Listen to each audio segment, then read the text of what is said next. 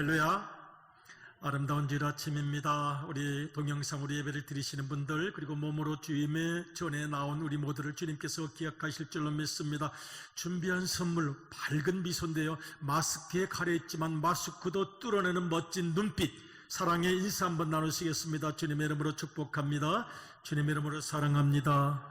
그리웠습니다. 보고 싶었습니다. 당신을 생각하며 여기까지 왔습니다. 감사합니다. 우리 주님의 크신 은혜가 우리 모두에게 함께 하시기를 축복합니다. 아멘. 오늘 이 아침 우리는 요즘 젊은 세대, 신세대, 새로운 문화가 잘 사용하고 있는 단어, 용어 몇 가지 한번 생각하면서 말씀을 묵상하고자 합니다. 인플루언서라는 말이 있습니다. 인플루언서, 영향력 있는 사람이라는 말입니다. 옛날엔 그리 많이 쓰인 단어가 아닌데 요즘은 굉장히 많이 쓰입니다. 그 사람 인플루언서야, 굉장히 영향력 있는 사람이야. 특별히 유튜브 시대가 되면서 이 단어가 더 많이 알려져 있는 것 아닌가 생각합니다. 우리 어렸을 때 유치원에서 그런 노래가 있었어요. 텔레비전에 내가 나왔으면 정말 좋겠네. 기억하세요? 그게 어린 시절부터 소원이었어요.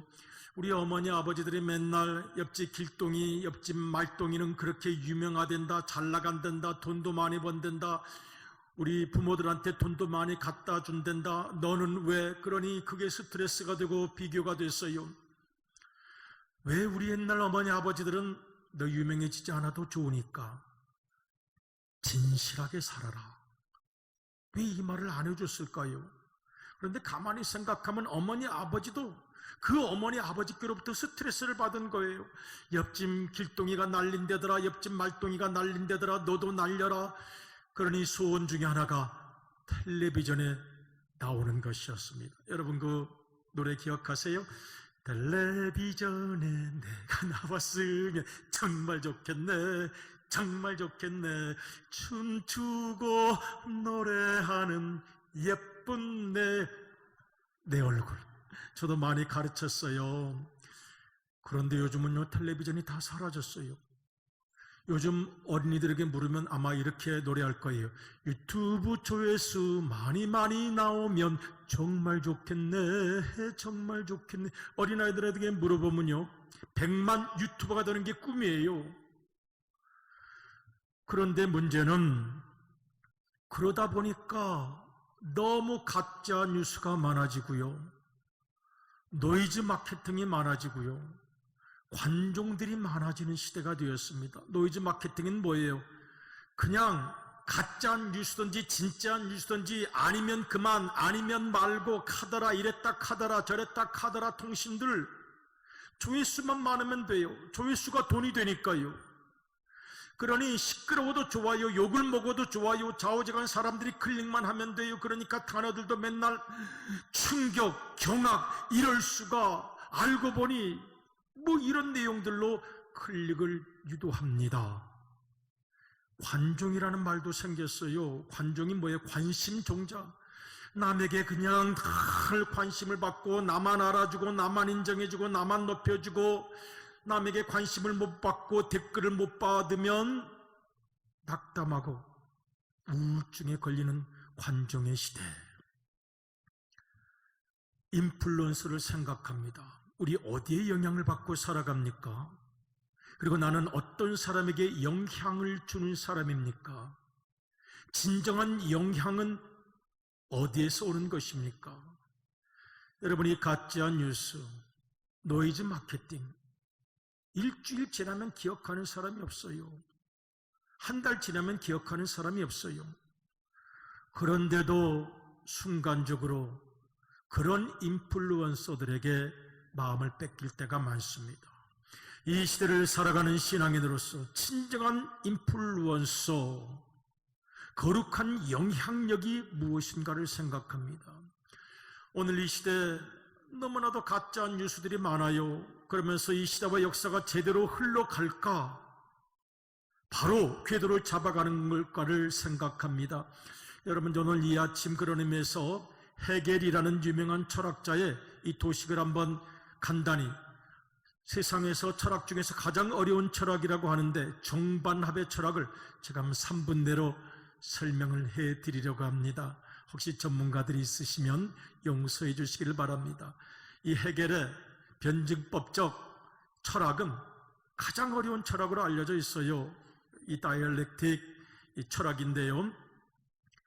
이 헤겔이 주장하는 것, 말하는 것은 정, 그 다음 반, 그 다음 합이 있다는 것입니다. 대제, 독일어 발음도 있고 영어 발음이 있는데요. 그냥 대제, 그 다음에 안티대제, 그 다음에 진대제가 있다는 것입니다. 도식을 한번 보도록 하겠습니다. 이 종의 상태가 있어요. 대제의 상태가 있어요. 질서가 있어요. 평안해요. 그리고 앞으로 전진합니다. 반, 안티대제의 사건이 생겨나요. 개인의 인생에도 갑자기 사건, 사고, 봉변, 병원에 입원하는 것, 꿈이 깨어지는 것, 사업이 안 되는 것, 망하는 것, 그리고 도전이 생기는 것, 위기가 생기는 것. 거기서 무너지지 않냐고 신대제로 나아갑니다. 여기가 가장 중요합니다. 안티대제에서 무너져 버리지 않고 우리 신앙인이라면 기도하면서 주님을 바라보면서 위기를 극복하고 문제를 해결하고 갈등을 봉합시키면서 합을 만들어냅니다. 그러면 정이 됩니다. 정으로 끝까지 가나요? 시간과 세월 속에서 또 반이 생겨납니다. 안티대제가 생겨납니다. 또 사건이 생겨나고 갈등이 생겨나고 위기가 생겨나고 도전이 생겨나고 문제가 생겨나고 아픈 일, 힘든 일, 슬픈 일이 생겨납니다. 거기서 무너집니까? 정말 믿음의 힘을 가진 사람은 다시 그것을 신대제로 만들어 갑니다. 중요한 것은 그 과정을 통하면서 점점 발전하고 성장하는 곳으로 나아가느냐에 있습니다. 이 시대의 역사를 생각합니다. 수많은 언론들, 수많은 여론들, 수많은 이야기들, 수많은 아우성들, 수많은 주장들 속에 과연 이 나라와 민족이 제대로 발전해 나가고 있는 것인지, 정말 하나님이 원하시는 그 길로 나아가고 있는지 생각합니다. 그리고 기도합니다. 주님, 거룩한 인플루언서가 되게 해주세요. 반에서 안티테제에서 무너지는 인생도 너무 많습니다. 그런 나라도 너무 많습니다. 극복하지 못한 거예요. 해결해내지 못한 거예요. 다시 새로운 출발을 할 힘을 얻지를 못한 것입니다. 그러나 거룩한 인플루언서가 많은 나라, 그 인플루언서가 있는 가정, 교회, 문명은 반드시 발전하고 성장하게 되어 있습니다. 이 시대에는 은혜의 인플루언서만 있는 것이 아닙니다. 부정적인 인플루언서도 너무 많습니다. 가짜 뉴스도 너무 많습니다. 믿거나 말거나도 너무 많습니다. 그런데 성경에도 그런 영향력을 끼치는 부정적인 사람들이 있었던 것 같아요. 한번 유다서를 읽어보겠는데요. 유다서 1장을 보면 16절 그리고 19절을 보면 한심한 모습이 나타나요. 이 사람들이 교회에 있었던 사람들인가? 그래도 다 이런 사람들만 있었던 건 아니겠지. 좀 괜찮은 사람들도 있었겠지. 극히 일부분이겠지. 리더십들이 있어서, 진정한 인플루언서가 있어서 이 사람들을 다 교화시켰겠지. 변화시켰겠지. 바꿔냈겠지. 설마 이게 그들의 대다수의 모습은 아니었겠지 고민하게 되는데요. 한번 같이 읽어보겠습니다. 이 사람들은 원망하는 자며 불만을 토하는 자며 그 정욕대로 행하는 자라. 그 입으로 자랑하는 말을 하며 이익을 위하여 아첨하느니라. 19절도 읽어보겠습니다. 시작. 이 사람들은 분열을 일으키는 자며 육에 속한 자며 성령이 없는 자니라. 아멘. 마음이 답답합니다. 암담합니다. 설마 다 그런 사람들만 있었을 리는 없잖아요. 그래도 누군가 깨어있는 사람, 영적으로 권위 있는 사람, 사람들이 존경할 만한 사람, 가르치고 방향을 제시할 수 있는 은혜에 영향력 있는 사람들이 있었겠지요. 인플루언서가 있었겠지요. 오늘 우리가 에베소서를 읽는데요, 거기에 바로 이 말씀이 나타납니다. 에베소서를 한번 읽어보겠습니다. 에베소서 4장 29절, 은혜의 인플루언서가 되라고 말씀하는데 특별히 은혜를 끼치게 하라. 말이 제일 중요하고 입이 중요합니다. 같이 읽겠습니다. 시작. 무릇 더러운 말은 너희 입 밖에도 내지 말고 오직 덕을 세우는 데 소용되는 대로 선한 말을 하여 듣는 자들에게 은혜를 끼치게 하라. Good influence, grace influence. 좋은 영향력을 끼치는 사람. 사람들이 나를 바라보고 있습니다. 사람들이 내 언어를 바라보고 있습니다. 사람들이 내 태도를 바라보고 있습니다. 당신은 선한 인플루언서입니까? 아니면 악한 인플루언서입니까? 물을 것입니다. 30절로부터 쭉 읽어보면 거기에 정말 진정한 인플루언서, 영향력 있는 사람은 어떻게 지내야 되고 말해야 되는 것을 가르칩니다. 같이 읽겠습니다. 시작. 하나님의 성령을 근심하게 하지 말라. 그 안에서 너희가 구원의 날까지 인치심을 받았느니라. 그 다음 절 읽겠습니다. 너희는 모든 악독과 노함과 분냄과 떠드는 것과 비방하는 것을 모든 악의와 함께 버리고, 그 다음 절입니다. 서로 친절하게 하며 불쌍히 여기며 서로 용서하기를 하나님이 그리스도 안에서 너희를 용서함과 같이 하라. 아멘. 진정한 인플루언서는 목소리 큰 사람이 아닙니다. 나 알아달라는 사람이 아닙니다. 친절한 사람, 불쌍히 여기는 사람, 용서할 줄 아는 사람, 자비로운 사람, 이 진정한 인플루언서가 필요한 시대라고 하겠습니다.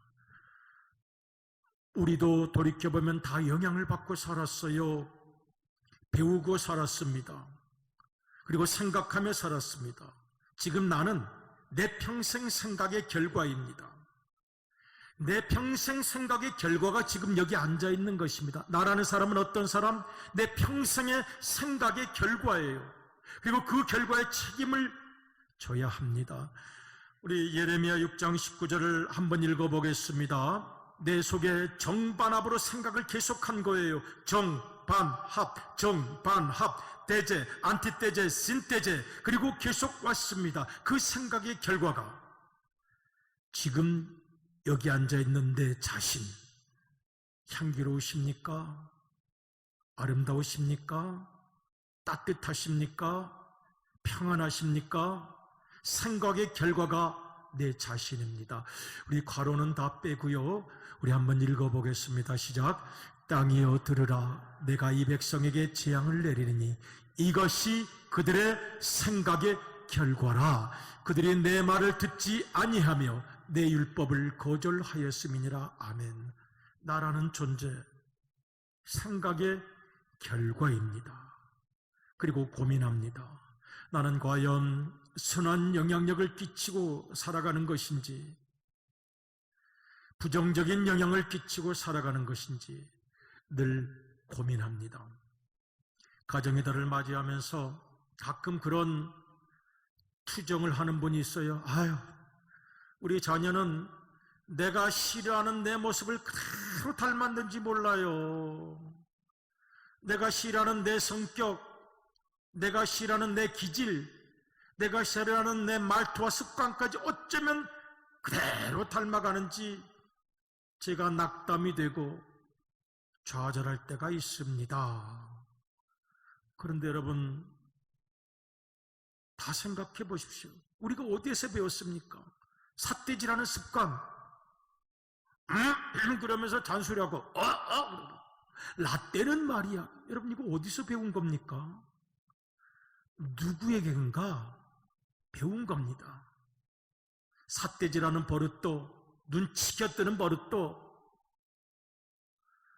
그래서 고민합니다. 주님, 제가 영향받고 살아온 세월과 환경, 그리고 나를 바라볼 사람들, 제가 본이 되어야 하는데요. 이제는 본이 되라는 말씀을 한번 읽어보겠습니다. 베드로전서 5장 3절.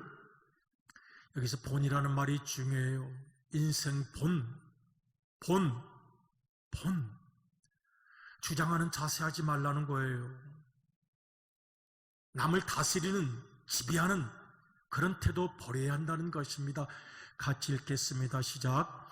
맡은 자들에게 주장하는 자세를 하지 말고 양무리의 본이 되라. 이것이 거룩한 영향력이라고 말할 수가 있겠습니다. 세상은 날리는 사람, 목소리 큰 사람, 그런 사람들이 이익을 얻는다고 말합니다. 그러나 우리 신앙인들은 목소리 큰 사람, 날리는 사람 아니라 사랑하고 헌신하고 희생할 줄 아는 진정한 아가페 인플루언서를 기대하고 찾고 사모합니다. 여러분, 작은 것들이 누룩이 됩니다. 누룩이 돼서 내 습관이 내 자녀들에게 그대로 갑니다. 어디선가 다 배운 거예요. 이 싸우는 말투. 그래서 누룩을 조심하라고 말합니다. 여러분, 고린도서를 보면 이 누룩을 조심하라고 말씀하고 있습니다. 고린도전서 5장 6절. 누룩이 온 덩어리에 퍼진다는 거예요. 나의 기질, 말투, 습관이 누구에겐가 지금 영향력을 미치는 것입니다. 같이 읽어보겠습니다. 시작. 너희가 자랑하는 것이 옳지 아니하도다. 적은 누룩이 온 덩어리에 퍼지는 것을 알지 못하느냐. 오늘 우리의 모습을 생각합니다. 우리 자녀들에게 가정의 달 마지막 주일 어떤 인상을 남겼을까요? 매일 부모가 밥상머리에서 남의 욕을 계속하는 것을 듣고 자라게 하셨습니까? 늘 부부싸움하는 모습을 보여주셨습니까? 그렇다면 가정예배를 다시 한번 시작했으면 좋겠어요. 미안하다. 그때는 나도 몰랐다. 그때는 너무 힘들었다. 그때는 겨를이 없었다. 이제라도 가정예배를 드리면서 위선적이라고 말해도 좋은데 이렇게 살아가는 모습을 보여주고 싶다. 한번 그렇게 거룩한 향기로운 영향력을 나누어 줬으면 좋겠습니다. 우리 오늘 두 번째 봉독했던 말씀이죠. 디도서를 한번 읽어볼 거예요. 여기 보면은 우리 자녀들에게도 우리 이웃들에게도 열매 없는 자가 되지 말고 미래를 위하여 준비하는 좋은 일에 힘쓰자. 나도 그렇게 살 테니까 우리 그렇게 살아보자는 가르침입니다. 같이 읽겠습니다. 시작.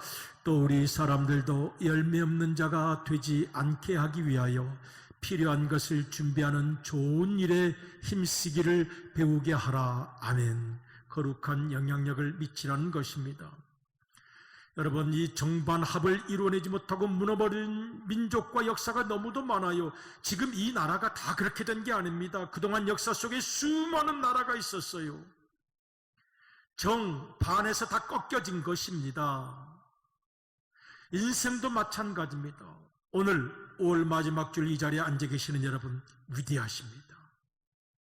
위기가 있었고 도전이 있었고 문제가 있었고 갈등이 있었는데도 기도하시면서 그리스도의 사랑으로 이겨내시면서 여기까지 오셨으니 정말 대단하십니다.